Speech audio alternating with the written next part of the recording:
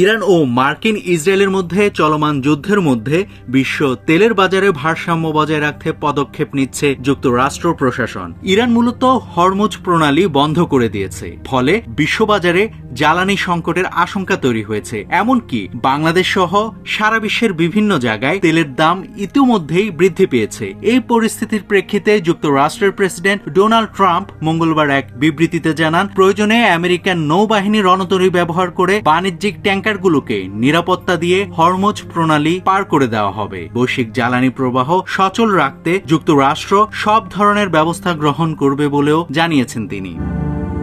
এরই অংশ হিসেবে ভারতের তেল শোধনাগারগুলোকে রাশিয়ার কাছ থেকে অপরিশোধিত তেল কেনার জন্য 30 দিনের সাময়িক ছাড় দিয়েছে যুক্তরাষ্ট্রের ট্রেজারি বিভাগ। শুক্রবার যুক্তরাষ্ট্রের ট্রেজারি বিভাগের সেক্রেটারি স্কট বেসেন্ট এই ঘোষণা দিয়েছেন। তিনি জানান, ইরানের পক্ষ থেকে বিশ্ব জ্বালানি বাজারকে জিম্মি করার অপচেষ্টা রুখতেই এই জরুরি সিদ্ধান্ত নেওয়া হয়েছে। এক প্রতিবেদনে এ খবর জানিয়েছে ব্রিটিশ সংবাদ মাধ্যম দ্য গার্ডিয়ান। ট্রেজারি সেক্রেটারি স্পষ্ট করে বলেছেন, এ ছাড় সচেতনভাবে নেওয়া হয়েছে অত্যন্ত স্বল্পমেয়াদী ব্যবস্থায়। নাভিদ হাসান, সোনালী নিউজ।